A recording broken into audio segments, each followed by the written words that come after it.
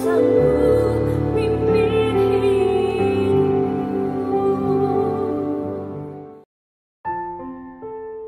sejahtera dan salam untuk katong semua.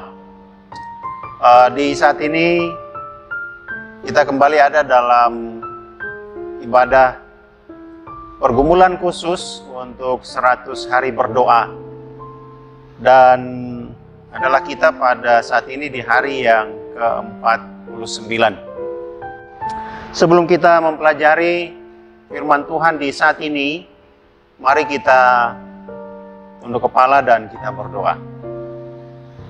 Bapa di surga, Tuhan yang penuh kasih, saat ini kami naikkan syukur, pujian terima kasih kami karena anugerah Tuhan, pertolongan dan kuasa Tuhan yang senantiasa kami nikmati dalam kehidupan kami masing-masing. Sehingga saat ini kami ada dengan segala sukacita. Kami akan mempelajari firman-Mu Tuhan. Kiranya Engkau hadir bersama kami melalui kuasa Roh Kudus-Mu. Artikan firman ini bagi kehidupan kami masing-masing, agar firman ini dapat membekali kami untuk menghadapi kehidupan di tengah-tengah dunia ini. Menjadi penuntun bagi kami, menjadi terang yang dapat menerangi perjalanan hidup kami di tengah-tengah gelapnya dunia ini. Berfirmanlah bagi kami Tuhan, kami telah siapkan kehidupan kami untuk menyambut firman-Mu. Dalam nama Tuhan Yesus kami berdoa. Amin. Baik saudaraku yang diberkati Tuhan, judul pembahasan firman Tuhan pada saat ini adalah kehadiran Yesus. Ayat intinya terdapat di dalam Yohanes pasal 16 pada ayatnya yang ke-7 dan Matius pasal 28 ayat yang ke-20. Bunyi firman Tuhan sebagai berikut. Namun benar yang kukatakan ini kepadamu adalah lebih berguna bagi kamu jika aku pergi. Sebab jikalau aku tidak pergi, penghibur itu tidak akan datang kepadamu. Tetapi jikalau aku pergi, aku akan mengutus dia kepadamu. Kemudian Matius 28 ayat 20, dan ketahuilah, aku menyertai kamu senantiasa sampai kepada akhir zaman. Nah, saudaraku yang kekasih, judul tadi kehadiran Yesus. Pertanyaannya bagi kita, apa sebenarnya dampak dari kehadiran Yesus dalam hidup saudara dan saya? Ya, pertanyaan yang sangat sederhana. Tapi saudaraku sekalian, perlu pertanyaan ini kita jawab dengan pengalaman-pengalaman kehidupan yang kita hadapi, yang kita temui, yang kita dapat dalam hidup ini. Bagaimana rasanya ketika kita menjalani hidup ini sendiri, menghadapi setiap persoalan-persoalan kehidupan kita ini sendiri, dibandingkan dengan kehadiran Yesus yang bersama kita dalam menjalani hidup ini. Kemudian, mengatasi setiap masalah-masalah hidup yang kita hadapi. Tentunya ada perbedaan di situ. Sebab kalau kita menghadapi kehidupan ini sendiri dengan begitu banyak masalah yang ada pada kita, pada akhirnya kita akan bertanya, di manakah Tuhan? Ujung-ujungnya kita mempersalahkan Tuhan. Tetapi saudaraku sekalian, begitu baiknya Tuhan yang selalu hadir dalam hidup dan kehidupan kita, walaupun ada banyak hal yang dapat mengecewakan hati Tuhan dalam hidup ini. Ada beberapa pengalaman dalam firman Tuhan. Ya, kita sangat senang sekali kalau mengangkat pengalaman-pengalaman rohani dari orang-orang yang ada di dalam Alkitab untuk menjadi teladan, menjadi patokan, menjadi contoh bagi kita agar supaya dari kehidupan mereka ini kita dapat pelajari mana yang lebih bagus, mana yang lebih indah. Ketorang menjalani hidup ini sendiri atau minta kehadiran Tuhan bersama-sama dengan kita dalam menjalani hidup ini. Nah, saudaraku yang kekasih, apa yang saudara dapat simpulkan ketika ketong membaca kisah mengenai Sakeus?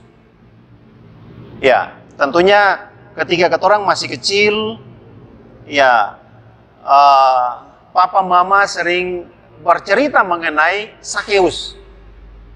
Nah, pada saat ketorang masih kecil yang ketorang tahu hanya Sakeus itu seorang yang pendek.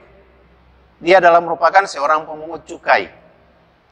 Selebihnya ketorang tidak pernah paham bahwa kehidupan Sakeus ketika dia melaksanakan pekerjaan sebagai seorang pemungut cukai, lalu kemudian berhadapan dengan masyarakat yang ada pada saat itu, bagaimana kehidupannya dibandingkan dengan pada saat dia didatangi oleh Yesus. Yesus ada bersama dia dan keluarga di rumahnya. Nah, pasti terbayang dalam pikiran kita bahwa corak kehidupan daripada Sakeus adalah dia seorang kepala pemungut cukai. Nah, kalau pada masa orang Yahudi, mereka biasanya memandang dan menganggap seorang pemungut cukai itu adalah merupakan antek-antek dari penjajah. Karena mereka itu dapat disamakan dengan penjahat, lalu kemudian perampok, yang sifatnya adalah memeras mereka pada saat itu. Sehingga pemungut cukai di kalangan atau di pandangan masyarakat pada saat itu adalah merupakan orang jahat. Ya.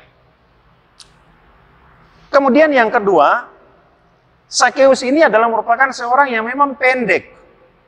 Ya, tubuhnya memang pendek. Kalau tubuh orang yang pendek sekarang ini kan orang kenal cuma orang-orang cebol. Ya, orang cebol itu dia punya tingginya mungkin ya sekitar 1 meter lah. Ya, seperti begitu. Nah, itu sekilas pandangan kita mengenai Sakeus. Namun nyatanya dia punya kerinduan yang luar biasa untuk ingin bertemu dengan Yesus. Dan kerinduan ini tidak bisa dibendung, saudaraku yang kekasih. Karena begitu besar kerinduannya, sampai-sampai dia berlari mendahului orang banyak itu. Ya, ada di depan sana. Dan memang kalau orang yang kecil, biasanya mereka itu lincah. Ya, dibandingkan dengan orang yang besar mau cari jalan dalam kerumunan orang yang begitu banyak agak sulit.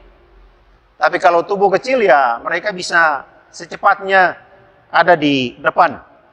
Lalu kemudian yang berikut, karena tubuhnya yang kecil, pendek, bagaimana caranya agar supaya dia dapat melihat Yesus dari dekat? Maka solusinya adalah dia harus panjat. Ya, harus naik di pohon. Dan pada saat itu yang dia naiki adalah merupakan pohon ara. Jadi dia ambil posisi pas di mana jalur Yesus lewati jalan itu. Nah, ini Sakeus. Ya. Gerak-gerik daripada Sakeus dengan kerinduan yang membara ini sudah diketahui oleh Yesus. Sehingga Yesus pun dengan senang hati berkenan untuk menemui si kerdil ini. Ya. Yesus sangat senang untuk mengunjungi rumahnya. dan sekaligus memasuki suasana kehidupan daripada Sakeus. Mungkin dalam pemikiran Yesus ingin untuk mengetahui seperti apa kehidupan daripada Sakeus, seperti yang dibicarakan oleh orang Yahudi. Seluk-beluk kehidupan daripada orang-orang pemungut cukai ini seperti apa. Jadi tidak serta-merta Yesus mendengar mengenai kehidupan pemungut cukai daripada orang-orang Yahudi, tetapi bagaimana Yesus langsung ada dalam suasana kehidupan itu. Pas ada di kepala pemungut cukai ini. Nah, tentunya Sakeus merasa bersuka cita atas pertemuan ini. Namun orang-orang yang melihat hal ini, mereka sangat bersungut-sungut. Mereka beranggapan sangat tidak pantas Yesus menumpang di rumah seorang pendosa seperti Sakeus ini.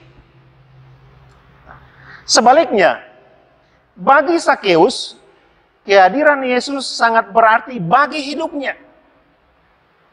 Ini menandakan bahwa Tuhan Yesus menerima dia. Nah, saudaraku yang kekasih, kehadiran Yesus mengubah hidupnya secara radikal. Dari orang yang memperkaya diri sendiri, menjadi orang yang sangat peduli kepada orang lain, yang menderita dan tidak sanggup untuk membalas segala kebaikannya. Itulah cerminan anugerah yang bekerja dalam diri dan kehidupan dari seorang Sakeus. Nah, inilah sedikit gambaran bagaimana Allah mempunyai kerinduan untuk mencari dan menyelamatkan orang yang terhilang. Begitu luar biasa, saudaraku yang kekasih. Pelajaran bagi kita adalah, kiranya kita dijauhkan dari sikap merasa diri sebagai orang yang paling hebat, paling benar, dan tidak bercela, sehingga kita seenaknya dapat menghakimi orang lain sesuai dengan pandangan mata kita. Kehadiran Yesus dalam kehidupan kita adalah membuat perubahan secara menyeluruh atas hidup kita. Yang lama kita harus tinggalkan dan kenakan yang baru sesuai dengan petunjuk Yesus. Nah, oleh karena itu, saudaraku yang kekasih, kita tentunya punya kerinduan adalah ingin untuk menjadi orang yang baik, menjadi orang yang hidupnya kudus, dan sedapat mungkin berusaha untuk menjauhi segala perbuatan-perbuatan yang mendatangkan dosa. Namun perubahan semacam ini terjadi bukan karena kesalehan kita, melainkan melalui kehadiran Yesus di dalam setiap kehidupan saudara dan saya. Dan itu janji Tuhan, janji Yesus bagi kita. Tidak pernah meninggalkan kita untuk jalan sendiri, tetapi selalu hadir menyapa setiap kehidupan kita, hari demi hari yang kita lalui. Kutipan bagi kita dalam letter 27/1890, hamba Tuhan mengatakan seperti begini. Yesus mengasihi kita. Yesus memberikan nyawanya bagi kita. Yesus memberikan hidupnya bagi kita. Dengan tubuh yang dimuliakan, dengan pemikiran yang diperluas, dengan hati yang dibuat murni, dengan bibir yang tidak tercemar, kita akan menyanyikan kekayaan kasih yang telah menebus kita itu. Sungguh indah, saudaraku sekalian, kasih Yesus dan kehadirannya di dalam hidup dan kehidupan kita. Kadang kita meminta dari Tuhan setangkai bunga segar yang indah, tetapi Ia memberikan kaktus yang berduri bagi kehidupan kita. Kadang kita meminta dari Tuhan seekor kupu-kupu, tetapi Ia memberi kita ulat bulu. Dan di saat itu tentunya kita merasa sedih dan kecewa, bahkan kadang putus asa atas apa yang kita terima di saat itu.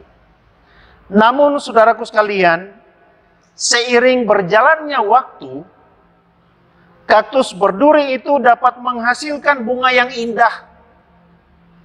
Ulat bulu yang sifatnya dapat mengganggu kehidupan kita dapat berubah menjadi kupu-kupu yang cantik. Disinilah baru kita sadari bahwa apa yang kita minta seringkali jawabannya tidak sesuai dengan keinginan dan harapan kita. Namun di balik semua itu ada rencana Tuhan yang indah yang diberikan tepat pada waktunya. Kita tidak dapat menyelami setiap hal yang terjadi dalam hidup ini. Tapi ketika Yesus hadir bersama-sama dalam hidup kita, maka Ia dapat mengatasi setiap problem masalah hidup kita, sehingga hidup kita diberkati oleh Tuhan. Kiranya Tuhan selalu dan senantiasa menyertai kita, dan firman Tuhan pada malam hari ini dapat menguatkan kita untuk menjalani hidup, memberikan pengharapan bagi kita bahwa ketika Yesus hadir dalam hidup kita, maka Dia dapat mengatasi setiap problem masalah hidup yang kita hadapi. Dia siap untuk memberikan solusi bagi kita, memberikan kekuatan kemampuan bagi kita untuk menghadapi hidup ini. Tuhan memberkati kita adalah doa dan harapan saya pada saat ini. Amin. Saudaraku yang kekasih, mengakhiri renungan kita pada saat ini, mari kita berdoa. Kembali kami naikkan syukur kepadamu ya Tuhan, Bapa kekal yang bertakhta di surga. Waktu yang indah, beberapa saat yang telah berlalu dari kehidupan kami. Kami telah mendengar suara-Mu melalui firman Tuhan di saat ini. Kiranya kuasa Tuhan dapat meteraikan itu dalam kehidupan kami masing-masing. Sehingga kehadiran-Mu di dalam hidup ini sangat kami butuhkan. Kami tidak dapat, bahkan tidak mampu untuk menjalani hidup ini sendiri.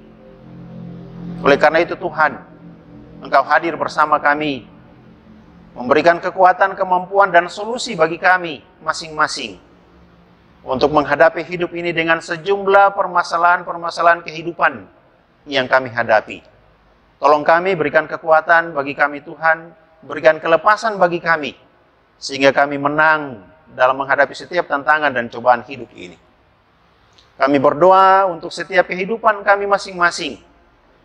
Di kediaman-kediaman kami, Tuhan kiranya berkati. Pertolongan surga dan berkat-berkat-Mu kiranya menjadi bagian hidup kami, sehingga nama Tuhan selalu dipermuliakan. Berdoa bagi bangsa dan negara kami, para pemimpin negara kami ini Tuhan. Kiranya Engkau berkati, bijaksanai mereka dengan hikmat surga.